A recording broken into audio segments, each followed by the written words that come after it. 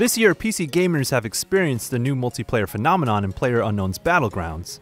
There have also been a few exclusives like Dawn of War 3 and Rising Storm 2, and two console classics, Bayonetta and Vanquish, hit the PC this year in all their glory. But while those games have shined in their own respect, plenty of great games may have flown under your radar.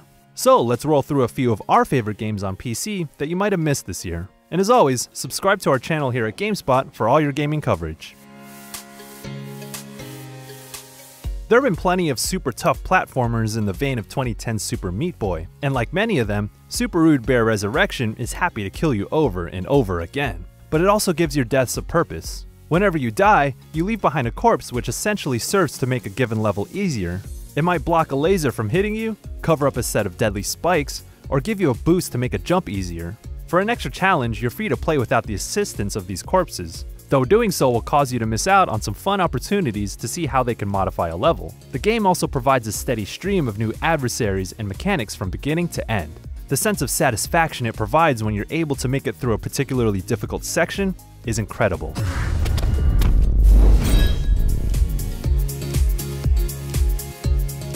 As a love letter to 90s first-person shooters, STRAFE captures the frantic pace and thrills of its reference material.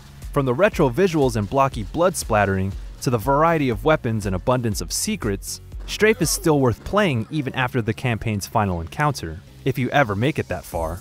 Each run is a thrill as you violently dance through the game's 12 procedurally generated levels, and the roguelike structure heightens the stakes as you get further along. STRAFE has its own unique charm, with comical self-awareness and silly yet threatening enemies. But the soundtrack weaves all the game's elements together to elevate the experience beyond the standard first-person shooter. Each level has its own synth-laden electronic rock track that instills a sense of wonder, inspires you to fight through the hordes, or intensifies the feelings of danger, or often makes you feel all these things at once.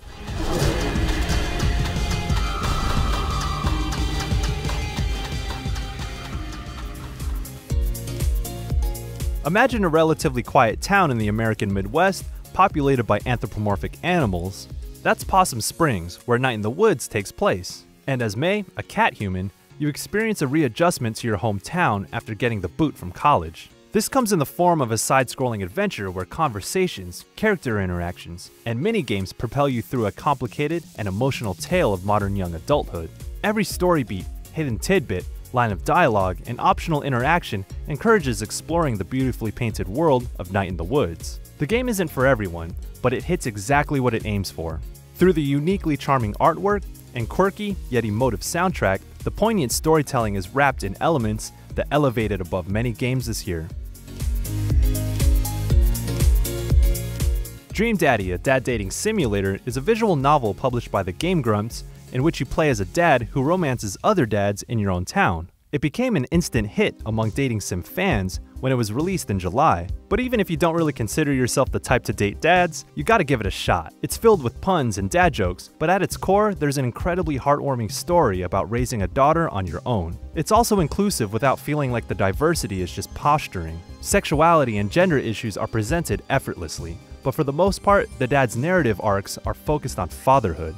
In that sense, Dream Daddy is widely relatable. What Remains of Edith Finch is a game in the same vein as Dear Esther and Gone Home, and it tells a hauntingly beautiful tale. Through the generations, a supposed curse leads every family member to die in unexpected and bizarre ways. As Edith Finch, you explore the huge, mysterious family manor in which gameplay vignettes unearth how your relatives spent their last moments. The story is cryptic, gripping, and dark. It's full of unexpected twists and turns, and could only effectively be told through a video game. Considering you can beat it under 3 hours, there's little reason to wait before playing it.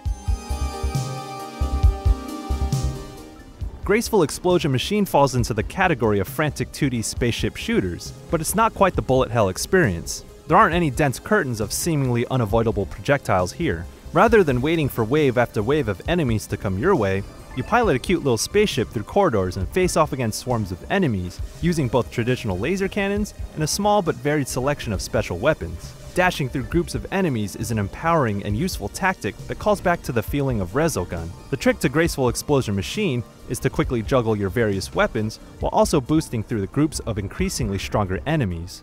And once it's under your skin, the dance is an adrenaline rush fight to survive. and to climb the leaderboards. These are just a few of the gems we've played on PC this year, so check out our written feature on GameSpot.com for all the games that we highlighted. What's your favorite PC game this year that should get more love? If you got something to say, hit up the comments. Give this video a thumbs up and subscribe to our channel, you know the deal. And don't forget to watch our other videos on the best games that you might have missed on PS4, Switch, and Xbox One.